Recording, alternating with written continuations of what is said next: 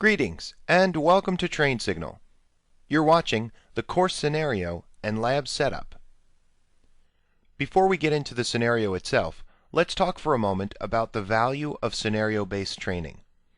The idea is that you immerse yourself in a scenario that ports directly to real-world environments, and that comes with all of the challenges that come into play, and in doing so this enhances your learning experience.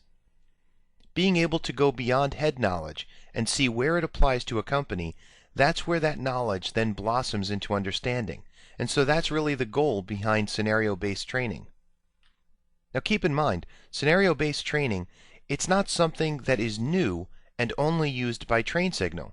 This is something that is used in education for every field that has an intensity attached. So when you think of law students, oftentimes they use mock trials to hone their skills. Military personnel, police, firefighters, these will often perform drills and exercises to prepare for real-world circumstances. Even the folks at Disney World, before they allow you to run the roller coasters, you have to go through simulators and scenarios that help to hone your skills in the event there's a problem. And so we're going to do exactly the same thing here. We're going to provide a fictitious company, and we're going to put ourselves into a story, so to speak, and then carry that story with us as we go from lesson to lesson. Don't dwell too much on the story itself. Just remember that the purpose of the scenario is to help us to immerse ourselves into a real-world environment, so that when you are facing real-world challenges, you'll feel as if you've already encountered these before and have come to conclusions and solutions that we then implemented together. Okay, are you ready to find out what our scenario is? Let's take a look. Our scenario is that we are working for security and surveillance experts. The company name is SpyTech Prime. Their location headquartered in Trinidad, Port of Spain. They have 25 employees. They're currently using Exchange 2000, and they want to move to Exchange 2013. Why this scenario? Why this company, and why this setup for our Exchange 2013 administration course?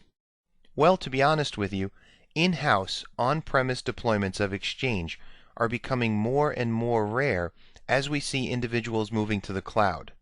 The more you can trust hosted solutions like Office 365, especially for a company that's only 25 employees strong, the less we see companies going forward with in-house deployments. There are only a few reasons why you would deploy an Exchange environment in-house. One of those reasons is the need for total control over your messaging environment. And so, in the case of a security and surveillance experts company like SpyTech Prime, there's a need for total control over their messaging environment. So we just developed a fictitious company where it would make sense for us to be doing an on-premise in-house deployment of Exchange 2013. And so, let me be the first to welcome you to SpyTech Prime. In this scenario, I'm going to be playing myself. And you're going to be playing yourself.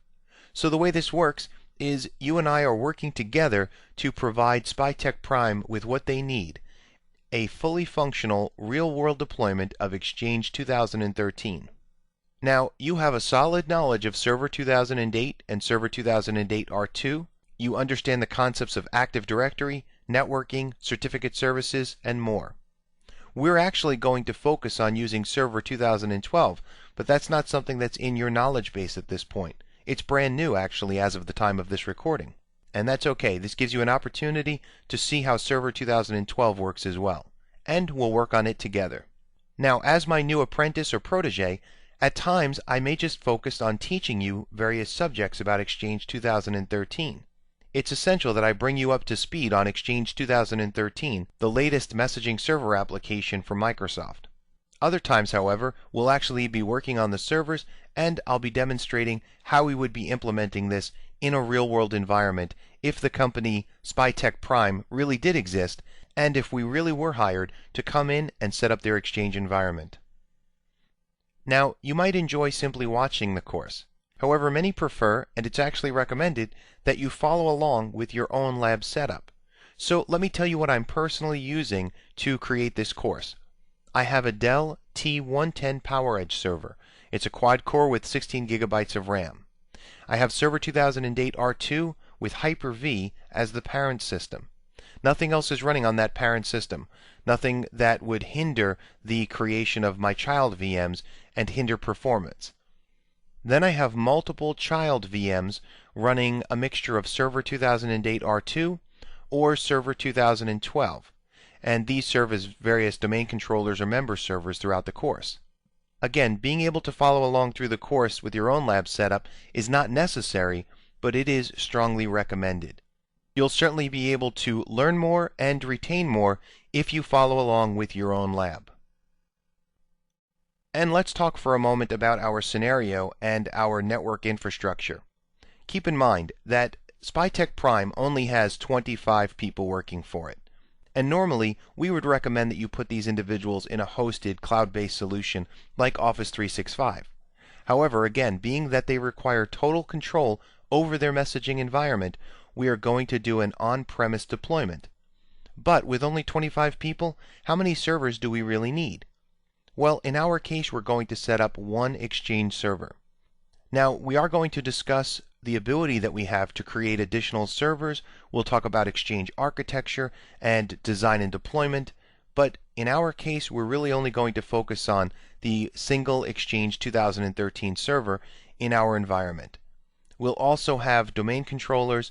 In our lab setup, we'll actually only set up one domain controller, although best practice is to have at least two so that you have redundancy. And if you're concerned about redundancy for the Exchange environment, not to worry. A little later in the course, we'll discuss how to create a more highly available Exchange environment by utilizing the various tools that are provided to us within Exchange 2013. So hopefully you're just as excited as I am to get to work for SpyTech Prime. Okay, so let's get started.